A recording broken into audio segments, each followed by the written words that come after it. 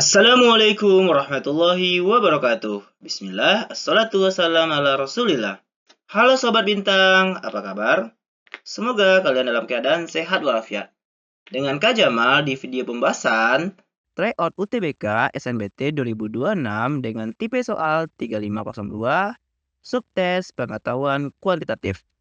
Nah, tanpa berlama-lama lagi, mari kita mulai pembahasan soalnya. Sobat Bintang, kita mulai dengan soal pertama. Katanya rasio jumlah uang oleh Amir, Busro, dan Cecep ABC itu 3:5:9. Jika selisih antara uang Amir dan Busro itu X, maka total uang Busro dan Cecep dalam X rupiah itu berapa? Pertama-tama, karena ini perbandingan, maka kita bisa misalkan banyak A itu adalah 3 dengan variabel lain, misalnya 3A, terus B itu adalah 5A, dan C itu adalah 9A.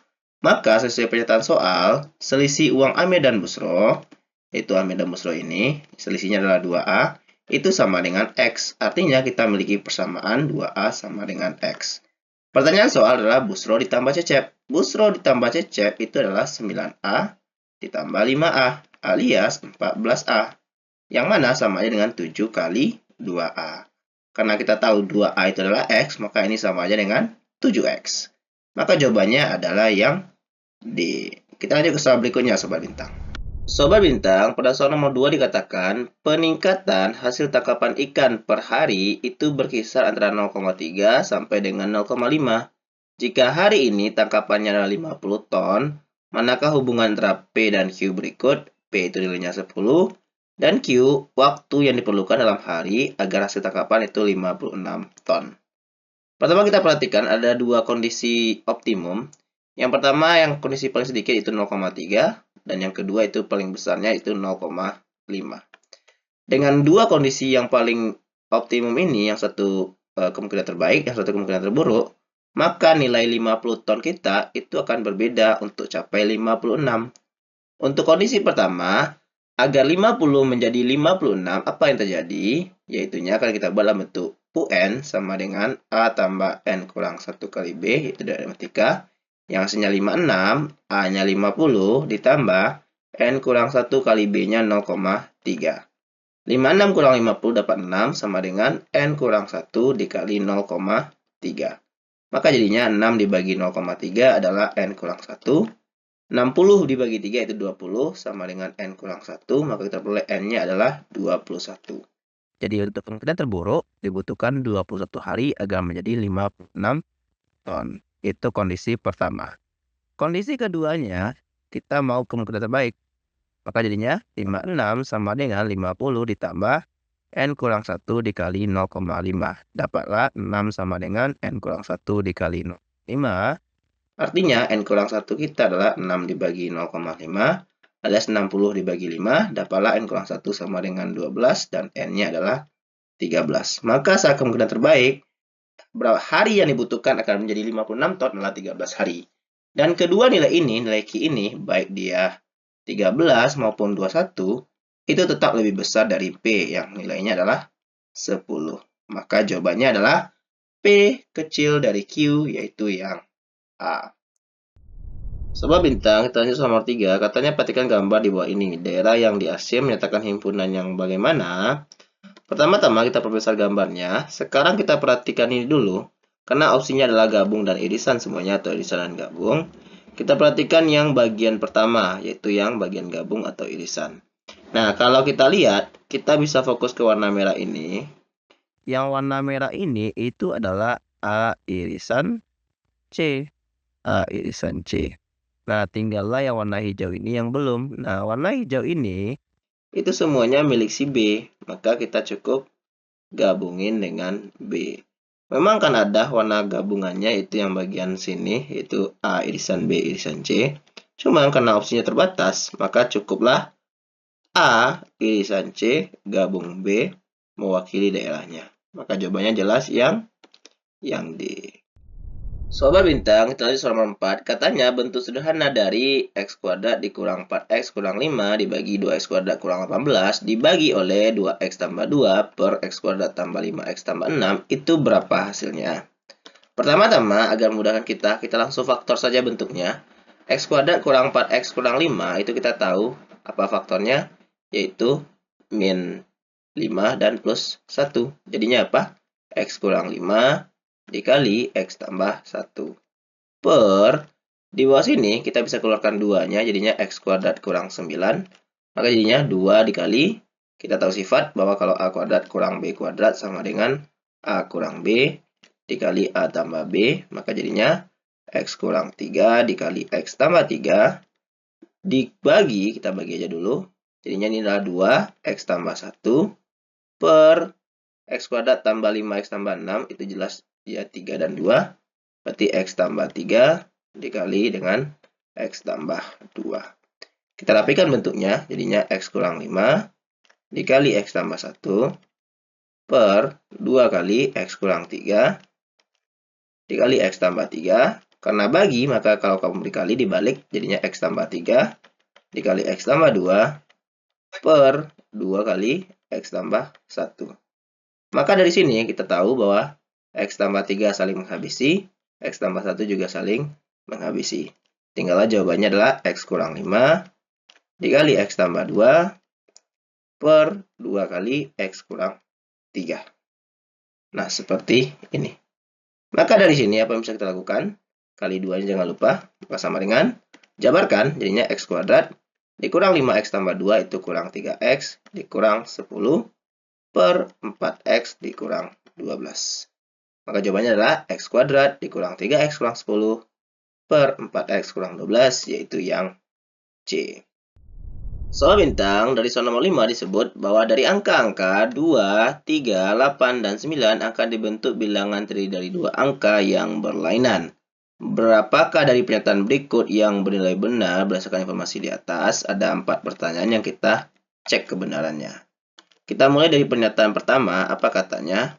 Pada pernyataan pertama disebutkan bilangan terkecil yang mungkin dibentuk merupakan bilangan prima. Nah, agar satu bilangan paling kecil, terkecil, maka suku puluhannya kita pakai yang paling kecil, itu angka 2. Dan setelahnya angka terkecil lainnya yang masih bisa dipakai, yaitu 3. Maka ini jelas bilangan prima. Jadi ini memang benar pernyataannya. Pernyataan kedua mengatakan apa? Mengatakan bahwasanya bilangan terbesar yang mungkin dibentuk habis dibagi 2. Nah, untuk yang terbesar, maka logikanya kebalik dengan yang terkecil. Kita pilih yang paling besar, itu 9. Setelah itu yang paling besar lainnya, itu 8. Maka ini jelas bilangan genap yang habis dibagi 2. Maka ini juga benar adanya. Pernyataan ketiga mengatakan apa? Mengatakan bahwasanya selisih terkecil kedua bilangan yang mungkin dibentuk adalah 1. Nah, apakah ini mungkin? Kita perhatikan bilangan yang jaraknya sedikit itu 8 dan 9, kita jadikan satuan, atau 2 dan 3 kita jadikan satuan. Maka bisa kita buat 82 dan 83, atau bisa juga 92 dan 93, atau juga bisa 82 dan 83, atau juga 92 dan kebalik ya. Kita buat adalah kebalikannya, itu 28 dan 29, atau 38 dan 39. Yang mana semuanya memang selisihnya adalah sama dengan 1. Jadi ini pernyataan juga benar adanya. Pernyataan keempat mengatakan selisih terbesar kedua bilangan yang mungkin dibentuk adalah 75. Nah, agar selisihnya terbesar, maka kita kurangi bilangan terbesar dan terkecil, yaitu adalah 98 dikurangin 23. Kalau kita kurangin ini hasilnya 5, ini jadi hasilnya 7. Maka ini memang 75. Pernyataan ini juga benar. Maka jelas semua pernyataan benar, yaitu yang E. Sobat Bintang, kita lanjut soal nomor 6. Katanya pada soal nomor 6 kita punya segitiga BDC yang sama kaki dengan BC sama dengan DC dan titik A terletak pada garis panjangan CB. Jika P itu besarnya 32 derajat dan Q 48 derajat, maka nilai X-nya berapa? Pertama kita visualkan dulu gambarnya lebih besar dan kita lihat ini sama kaki. Karena ini sama kaki dan Q ini adalah 48, maka yang besar sudut CDB dan CBD itu sama besar. Berapa besarnya? CBD itu akan sama dengan 180 dikurang 48 dibagi 2. Yang mana ini sama aja dengan 90 dikurang 24. Yang mana hasilnya berapa? Yaitu 66. Nah, jadilah ini besarnya sebesar 66 derajat. Nah, ini 66, ini 66. Sekarang kita punya P. P itu besarnya adalah 32. Karena ini 32, maka besar sudut ADC ini adalah 98.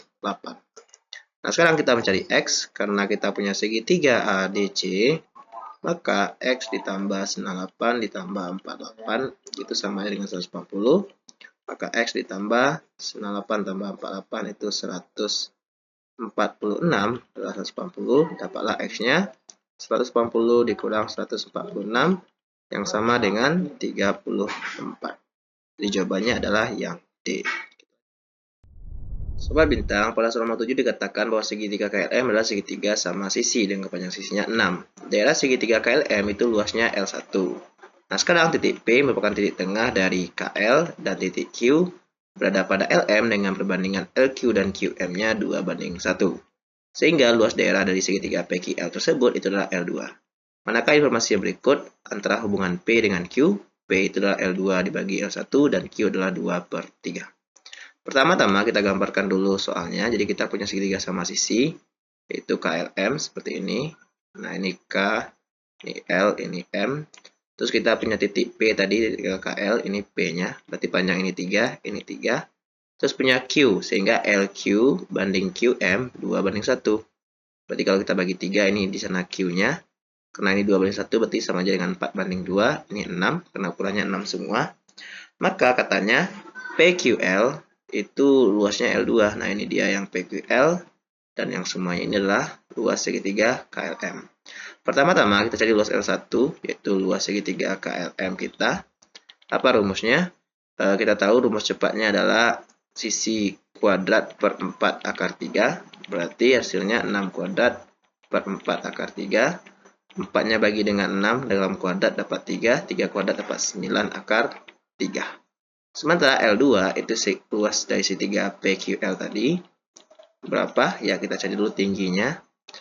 Tingginya, kita ini tahu 3. Ini tadi 60 derajat. Ini 3, ini 4. Maka kita pakai rumus segitiga AB sin C. AB sin C per 2. Berarti jadinya adalah 3 kali 4 kali sin 60 per 2. Kita coret. Dapat hasilnya adalah 6 sin 60. Sin 60 adalah setengah akar 3. Dapatlah 3 akar 3. Sehingga kalau kita mau bandingin L2 banding L1 sama aja dengan 3 akar 3 per 9 akar 3 yang sama dengan 1/3. Inilah pernyataan P. Maka pernyataan P ini lebih kecil dari pernyataan Q yang sama dengan 2/3. Maka jawabannya P kecil dari Q, yaitu yang B. Sobat bintang, pada soal nomor 8 dikatakan nilai alfa itu berada antara 90 dan 180 dan sin alfa itu 2/5. Maka pernyataan yang benar dari 4 pernyataan berikut itu yang mana? Pertama-tama kita buat dulu segitiga siku-sikunya agar memudahkan. Ini siku-sikunya, ini alfanya. Berarti karena sin alfa, maka depan sin itu adalah 2 dan miringnya adalah 5.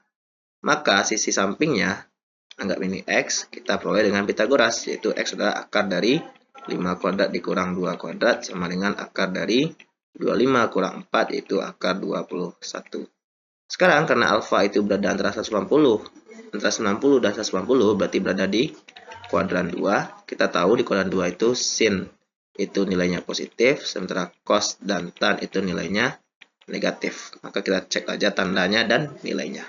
Pernyataan pertama mengatakan cos alfa itu min akar 21/5. Nah, cos alfa sesuai dengan standar di kuadran 2 itu negatif. Cos itu adalah X per 5 tadi, X-nya adalah akar 21/5. Jadi ini memang benar adanya. Pernyataan kedua mengatakan tan 270 kurang alfa itu min 2 per akar 21. Kita tahu kalau tan 270 kurang alfa itu berada di kuadran 3. Kuadran 3 itu positif untuk tan. Maka jadinya ini karena pakai 270 berubah di kotan dari alfa. Kotan dari alfa itu sama aja seperti tan atau jadinya miring samping per depan, bukan depan per samping. Maka jadinya ini X per 2. X-nya tadi adalah akar 21, berarti akar 21 per 2. Jadi kita balikkan. Ini adalah salah. Nah, ini kebalik dan negatif. Kita aja nomor 3. Nomor 3 itu mengatakan bahwasanya apa? Bahwasanya, ya ini nilai alfanya negatif ya. Karena alfa tadi itu berada di antara 90 dan 180 ini negatif, tapi tetap juga salah. Nomor 3 mengatakan cos alfa kecil dari sin alfa. Nah, kita tahu nilai cos alfa itu tadi adalah negatif.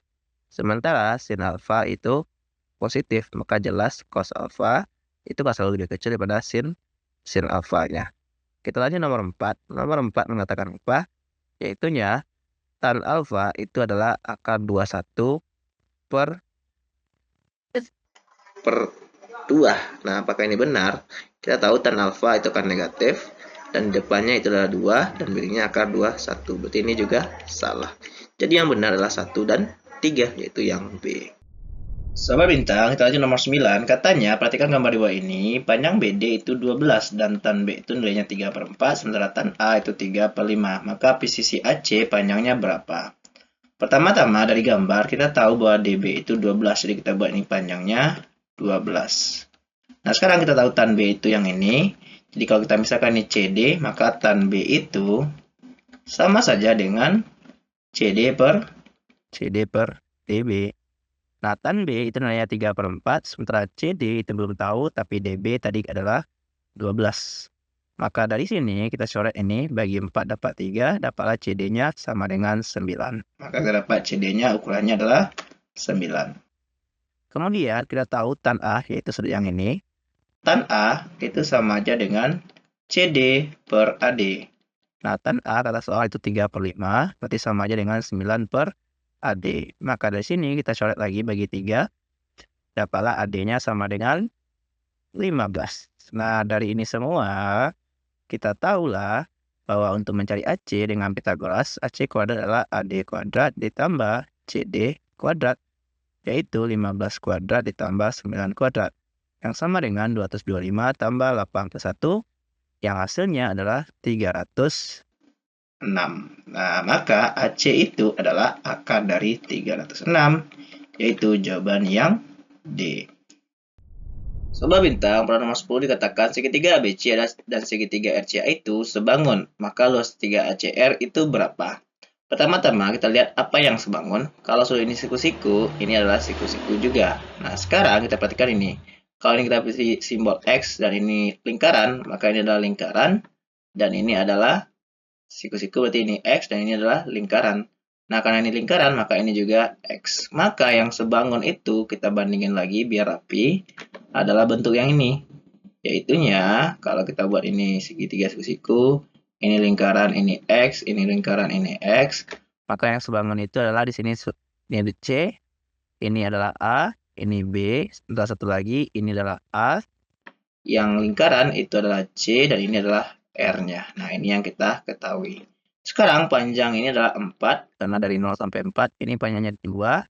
Dan AB itu panjangnya adalah akar dari berapa? Yaitu 2 kuadrat ditambah 4 kuadrat sama dengan akar dari 20. Nah, dari sana kita dapat ukurannya, yaitu AC tadi adalah 4, BC 2, ini akar 20. Sementara AR itu belum ada, dan AC tadi ini 4, maka kita butuh panjang AR saja untuk mencari luas segitiga ACR. Dengan konsep kesebangunan, maka diperoleh apa? 2/4 sama dengan 4/AR. Dari sini kita habisi ini 2, dapatlah AR-nya sama dengan 8. Berarti ini 8. Maka luas segitiga ACR itu adalah 8 kali 4 bagi 2. Maka dari sini kita peroleh ini bagi 2, dapatlah hasilnya 16, yaitu yang C. Sobat Bintang, pada soal nomor 11 dikatakan harga sepasang sepatu dan sebuah jam itu adalah 594.000. Selisih dari harga sepatu dan sebuah jam itu 64.000. Jika harga sepatu itu C, manakah hubungan P dengan Q? P itu 300.000, sementara Q adalah nilai C yang tadi atau harga sepatu. Maka dengan konsep SPLDV kita peroleh persamaannya apa? Anggap sepatu itu C, jam itu adalah J, maka jumlahnya adalah 594.000. Sementara selisihnya, anggap sepatu itu C dan selisihnya adalah J, maka inilah 64.000. Nah, kalau kita jumlahkan ini, dapatlah 2C sama dengan ini 8, ini 15, 658. Berarti C-nya berapa? 658 dibagi 2. Kita peroleh 658 bagi 2 itu berapa? 300. Ini 2, 329. Jadi dapat 329. Oke, 329 Rp1.000. Nah, apakah ini pasti selalu? Besar dari P belum tentu. Karena bisa jadi harga jam lebih mahal, jadi kita cek dulu harga jamnya. Harga jam itu akan sama dengan C dikurang 64.000, berarti jadinya 329.000 dikurang 64, yang mana C sama dengan apa? Ini dapat 5, 12 dapat 6, dapat 265.000. Nah, sekarang pertanyaannya, apakah nilai C ini selalu besar dari 300.000? Tidak, karena bisa saja harga C ini, harga sepatu lebih rendah daripada harga jam. Tidak ada keterangan bahwa harga sepatu lebih mahal daripada jam. Jadi nilai C ini ada dua kemungkinan, bisa yang 329.000, tapi jika dia bertukar posisi dengan jam, bisa 265.000. Maka hubungannya tidak bisa diketahui dengan pernyataan 300.000. Terkadang lebih besar, terkadang lebih kecil, sehingga jawabannya adalah yang D. Sobat Bintang, pada soal nomor 12 dikatakan dalam sebuah kitchen set terdapat X kaleng kornet yang jumlahnya sama dengan sepertiga kali dari jumlah kaleng susu dan sama dengan 2 kali dari kaleng jumlah ikan sarden. Dalam kitchen tersebut, Tidak ada kaleng lagi yang lain. Manakah di antara angka berikut yang mungkin merupakan jumlah seluruh kaleng dalam kitchen set tersebut? Nah, pertama, kita misalkan salah satunya. Jadi kalau kita misalkan kornetnya X, katanya nilai X itu sama dengan sepertiga dari susu. Anggap itu S. Dan X itu juga sama dengan 2 kali kaleng sarden, berarti 2I. Nah, seperti itu katanya. Maka dari sini, S itu sama dengan 3X.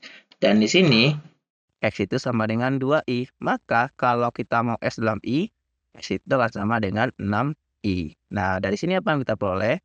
Bahwa X ditambah S ditambah I itu sama aja dengan apa?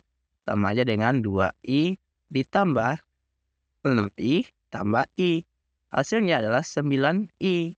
Maka pastilah jumlah dari seluruh kaleng kelipatan dari 9. Berarti haruslah kelipatan dari 9. Nah, yang kelipatan dari 9 hanyalah 9 dan 18. Maka jawabannya adalah 1 dan 3, yaitu yang B.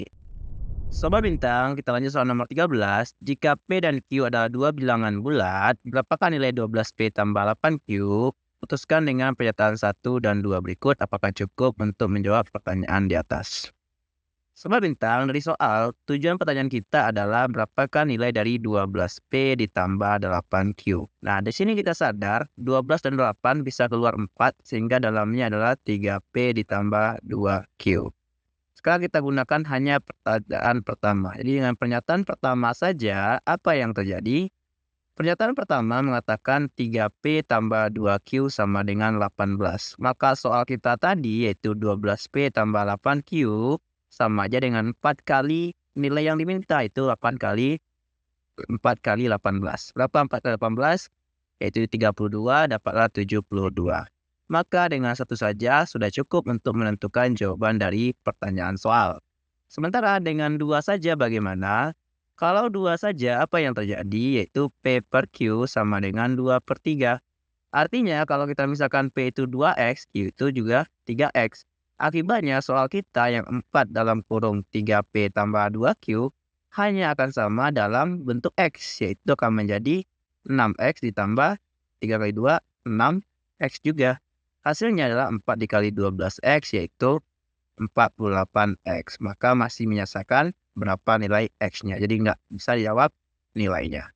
Oleh karena itu, jawabannya 1 saja cukup, tapi 2 tidak cukup, yaitu yang H. Sobat Bintang, kita ke soal nomor 14. Katanya, grafik fungsi Gx, X kuadrat tambah 3X tambah 9, dan grafik Hx, 2X kuadrat tambah 5X tambah 6, berpotongan di 2 titik, yaitu titik M, A, B, dan titik N, C, D. Dengan nilai A itu besar dari C. Maka nilai D-nya itu berapa? Pertama-tama, karena dia berpotongan berarti terjadi kesamaan, yaitu Gx sama dengan Hx. Apa yang terjadi? Yang terjadi adalah X kuadrat ditambah 3X ditambah 9 akan sama dengan 2X kuadrat ditambah 5X ditambah 6. Kita lakukan operasi aljabar, jadinya 0 sama dengan X kuadrat ditambah 2X dikurang 3. Kita faktorkan, ini kita tahu faktornya adalah 3 dan min 1. Jadinya apa? X tambah 3 dikali X kurang 1 sama dengan 0. Maka di sini diperoleh X-nya min 3. Di sini diperoleh X-nya sama dengan 1. Nah, karena nilai A besar dari C, dan D itu berada dengan C, berarti yang C adalah yang min 3, ini adalah yang A. Maka untuk mencari D, kita substitusi nilai C-nya ke salah satu persamaan. Kita substitusi ke GX saja, berarti G min 3 itu akan sama dengan apa? Yaitu min 3 kuadrat ditambah 3 kali min 3 ditambah 9. Jadinya 9 kurang 9 tambah 9. Maka nilai D adalah 9. Maka jawaban untuk soal nomor 14 adalah yang D. Soal nomor 15, daerah penyelesaian yang menurut sistem persamaan berikut, yaitu Y bisa sama 1, 2X tambah Y bisa sama 8, 3X tambah 5, Y bisa sama 30, itu berbentuk bagaimana? Pertama, kita cari dulu grafik masing-masingnya, grafik persamaannya. Jadi kita buat dulu dari sini. Ini kalau X-nya 0, Y-nya adalah 8. Tapi kalau Y-nya 0, X-nya adalah 4, berarti dapat 2 titik. Sementara di sini, kalau X-nya 0, Y-nya 6. Tapi kalau Y-nya yang 0, X-nya dapat 10. Nah, maka kita gambar grafiknya. Ini sumbu Y-nya, ini sumbu X-nya. Kita masukkan angka-angkanya, karena angkanya genap semua. 2, 4, 6, 8, 10. 2, 4, 6, 8, 10. Jadi inilah titik-titiknya yang akan kita masukkan. 6, 8, 10. 2, 4, 6, 8, 10. Maka diperoleh 0,8 itu di sini. Dan 4,0 itu di sini. Kalau kita garis. Seperti ini. Inilah yang persamaan kedua. Ini persamaan pertama, ini persamaan ketiga. Jadi ini yang kedua. Terus yang 0,6 adalah di sini. 10,0 di sini, maka ini gambarnya. Nah, seperti ini persamaan ketiga. Terus terakhir, yaitu Y besar sama 1. Berarti Y-nya di sini, kita garis lagi. Nah, ini di sini. Inilah Y atau persamaan yang pertama. Nah, ini persamaan pertama. Nah, daerahnya yang mana? Karena 2X tambah Y itu besar sama, berarti daerah ke atas, ini ke kecil, berarti yang daerahnya di tengah ini. Nah, seperti kita lihat, ini ukurannya bagaimana? Ukurannya secara umum ini adalah segitiga tumpul. Nah, apakah ini segitiga sama kaki atau sembarang? Bagaimana cara kita ngeceknya? Untuk lebih lanjut, kita cek adalah jarak antara titik ini ke sini dan titik ini ke sini. Tapi secara visual, sudah terlihat bahwa ukuran panjangnya berbeda semua. Maka jawabannya adalah jelas yang A, segitiganya sembarang. Sobat Bintang, kita lihat soal 16, katanya fungsi f dengan variabel x memenuhi 2 pangkat x tambah 1 kurang dari fx kurang dari x kuadrat tambah 2x tambah 3. Untuk x yang kurang dari atau sama dengan 3. Di antara pilihan berikut, nilai f di x sama dengan 2 yang tidak mungkin itu berapa? Jadi kita tinggal masukin x-nya sama dengan 2. Apa yang terjadi kalau x-nya sama dengan 2? Jadinya 2 pangkat 3 kurang dari f dari 2 kurang dari 2 pangkat 2 tambah 2 kali 2 ditambah 3. Apa hasilnya? 2 pangkat 3 itu 8 kurang dari f2 kurang dari 2 pangkat 2 itu 4 ditambah 4 ditambah 3. Maka f2 kita nilainya paling kurang, paling besar, paling minimal itu lebih dari 8. Dan paling besarnya itu kurang dari 4 tambah 4, 8 tambah 3 itu 11. Maka nilainya kalau bilangan bulatnya adalah apa? Ada 9, 10 saja. Dan tidak ada 11-nya. Nah, itu kalau mau bulat. Maka jawabannya yang tidak mungkin itu adalah 4 tidak mungkin. 5 itu tidak mungkin. 7 itu juga tidak mungkin. Dan 10 yang mungkin. Karena yang tidak mungkin, maka jawabannya adalah 1, 2, dan 3, yaitu yang A. Jadi jawabannya adalah yang tidak mungkin yang ditanya. Yaitu 1, 2, dan 3. Sobat Bintang, pada soal nomor 17 dikatakan, untuk setiap bilangan bulat X didefinisikan simbol ini, kurung siku X kurung biasa, itu adalah X tambah 10 per X tambah 2 untuk X-nya genap, dan X kuadrat tambah 3 per 4 untuk X yang ganjil tak negatif alias yang positif, dan per X kuadrat kurang 5 untuk X yang ganjil negatif. Nilai dari ini berapa? Nah, pertama kita cari dulu nilai yang dalamnya, yaitu kurung siku 6 biasa. Ini akan sama dengan apa? Karena ini genap, maka kita masukkan ke genap, yaitu jadi 6 tambah 10 per 6 tambah 2. Jadinya berapa? 16 per 8, yaitu 2. Maka soal kita akan berubah jadi 5 dikurang 6 tadi, akan berubah jadi apa? Yaitu menjadi 5 dikurang 2, kurung biasa, alias menjadi 3. Nah, sekarang kita cari 3-nya. 3-nya bagaimana? Karena 3 itu ganjil tak negatif, kita masukkan ke X kuadrat tambah 3 per 4, jadinya 3 kuadrat tambah 3 per 4. 3 kuadrat 9 tambah 3 12 dibagi 4. Hasilnya kembali menjadi 3. Maka jawabannya adalah yang B. Coba bintang, kita lanjut soal 18. Katanya titik M, K,2 itu terletak pada fungsi fx sama dengan x kuadrat tambah 3x kurang 2. Maka nilai K yang ini berapa? Pertama-tama kita sadari bagaimana, yaitu nilai FK-nya. FK itu sama aja dengan K kuadrat ditambah 3K dikurang 2. FK-nya hasil dari 2, berarti K kuadrat ditambah 3K. 3K dikurang 2. Jadinya adalah K kuadrat ditambah 3K dikurang 4 sama dengan 0. Kalau kita faktorkan ini menjadi K dikurang K ditambah 4 dikali K kurang 1 sama dengan 0. Dari sini kita peroleh K-nya adalah min 4 atau K-nya adalah 1. Jadi nilai K itu ada dua kemungkinan, kalau nggak min 4 ya 1. Soal bintang, kita lanjut soal nomor 19. Katanya P dan Q didefinisikan sebagai berikut, yaitu Px 36 per x kuadrat tambah 4x 6 dan Qx 4 per x tambah 1. Berdasarkan informasi di atas, apa hubungan kuantitas P dan Q berikut? P itu adalah P dari Q dari R untuk R min 3 dan R1, dan Q adalah 20. Nah, sekarang kita cari dulu PQR-nya untuk min 3 dan 1. Yang pertama kita lakukan, kita cari dulu nilai Q min 3-nya. Q min 3 itu sama aja dengan 4 per min 3 tambah 1 alias 4 per min 2 alias min 2. Maka nilai P dari Q dari min 3 itu sama aja dengan P dari min 2. Hasilnya akan sama dengan 36 per, ini kita masukkan, yaitu min 2. Min 2 kuadrat 4. 4 kali min 2 itu min 8 ditambah 6. Jadinya 36 per 10 kurang 8 itu per 2, hasilnya adalah 18. Itu kondisi pertama. Kondisi kedua, kita masukkan R-nya 1. Untuk R-nya 1 berarti Q1 adalah 4 per 1 tambah 1, yaitu 4 per 2 alias 2. Sementara P dari Q dari 1 itu sama P2, hasilnya berapa? Hasilnya adalah 36 per 2 kuadrat 4 ditambah 4 kali 2, 8 tambah 6. Hasilnya 36 per 18, yaitu 2. Baik nilai yang pertama maupun yang kedua, nilainya itu tetap kurang dari 20. Artinya apa? Artinya pernyataan P kita itu selalu kurang dari Q. Maka jawabannya jelas yang C. Sobat bintang, pada soal nomor 20 dikatakan bahwa F dari 2x kurang 3 itu 8x kurang 7, dan G bundaran Fx itu 4x tambah K, maka G1 sama dengan min 2. Maka nilai dari G inverse min 2 itu berapa? Pertama-tama kita sadari sobat bintang bahwa kita punya sifat. Apa sifatnya? Yaitu kalau punya FA sama dengan B, sifatnya adalah A itu adalah F inverse B. Maka dari soal kita punya G inverse min 2. Kita anggap hasilnya A, berarti min 2 itu sama dengan GA. Dari soal kita tahu G1 itu min 2, berarti min 2 sama dengan G1. Berarti artinya apa? Artinya A-nya sama dengan 1. Alias G inverse min 2 itu adalah 1. Maka jawabannya jelas yang D. Alhamdulillah kita sudah membahas soal TUTBK 2026 dengan tipe soal 3502 dengan subtes penalaran kuantitatif. Semoga bisa membantu sobat bintang dalam menyiapkan diri menghadapi UTBK.